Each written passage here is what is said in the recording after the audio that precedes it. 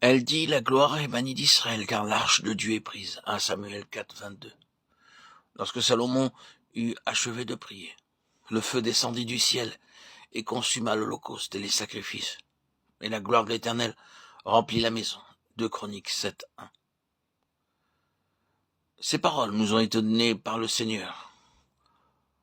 Cela signifie que le Seigneur veut nous enseigner, nous diriger, en tant que collaborateurs et compagnons de Dieu, pour travailler avec lui, en vue de ramener sa gloire au milieu de son peuple. Nous avons été amenés à comprendre comment les conditions actuelles parmi le peuple de Dieu dans le monde sont la raison pour laquelle la gloire de Dieu s'est retirée du milieu des siens. À cause de la négligence, le péché s'est introduit de tous côtés dans la maison de Dieu. À l'époque où vivait Anne, la parole de Dieu devint rare et les visions n'étaient pas fréquentes.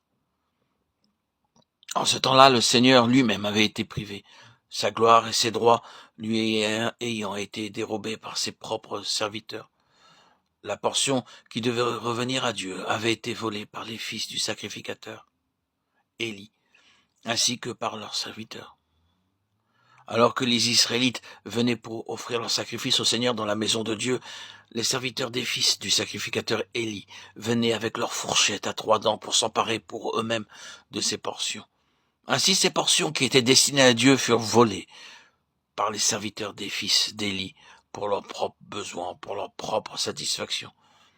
Et si quelqu'un voulait s'opposer à cette manière de faire, il se voyait appliquer la violence pour lui prendre de force les portions d'entre ses mains.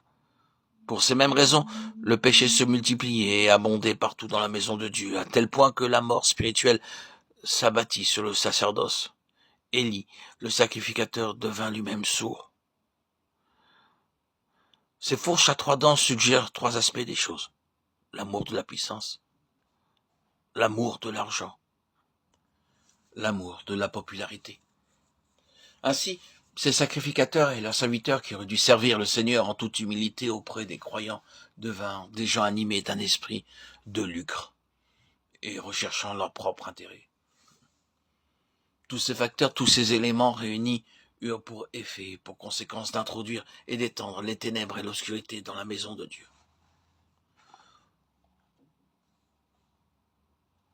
Ces mêmes facteurs, ce même état de choses est encore agissant de nos jours parmi le peuple de Dieu. Dieu s'est servi de 4 personnes, 4 instruments, 4 vases choisis pour amener sa gloire dans son peuple. Et si nous lisions et étudions attentivement les 2 livres de Samuel et le premier livre des Chroniques, nous verrions comment Dieu agit avec minutie et avec sagesse en vue de ramener sa gloire parmi les siens. C'est en agissant ainsi avec nous pour notre éducation que le Seigneur nous amène à être ses collaborateurs, ses compagnons, ses amis. C'est là un privilège qui n'est pas donné aux anges. Même s'il y a beaucoup d'anges, un grand nombre d'anges puissants et rayonnants, ce n'est pas leur privilège. Ces anges, en tant que serviteurs de Dieu, entendent continuellement la voix de Dieu et obéissent à sa parole. Cependant, nulle part dans la parole de Dieu, ils ne sont appelés les compagnons et les collaborateurs de Dieu. Ils ne sont pas autre chose que des esprits employés au service de ceux qui doivent hériter du salut. Nous pouvons constater ce fait dans Hébreux 1, 13 et 14.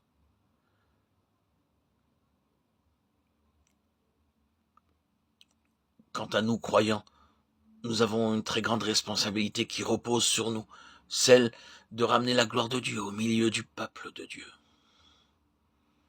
De nos jours, nous sommes confrontés avec des conditions identiques à celles qui prévalaient du temps de Samuel et d'Anne. 2 Timothée 3, Paul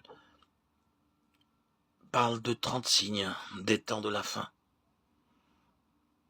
Par ces signes, nous pouvons constater à quel point nous, autres chrétiens, sommes devenus stériles, infructueux.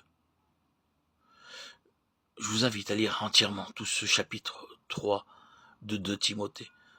Nous y trouverons une trentaine de signes qui caractérisent l'état spirituel du peuple de Dieu au temps de la fin. Mais en même temps, Dieu se prépare partout un résidu, un reste au travers duquel il puisse manifester sa puissance et sa gloire. Aussi, dans le but de se servir de nous introduire dans sa collaboration, pour ramener sa gloire parmi son peuple, il veut nous enseigner comment et de quelle manière nous avons à travailler.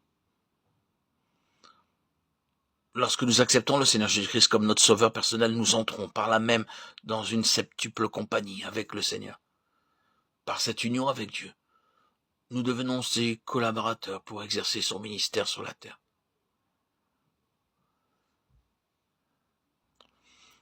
Nous venons à lui comme des haillons souillés, impurs, mais nous devenons par le salut ses collaborateurs dans cette vocation céleste.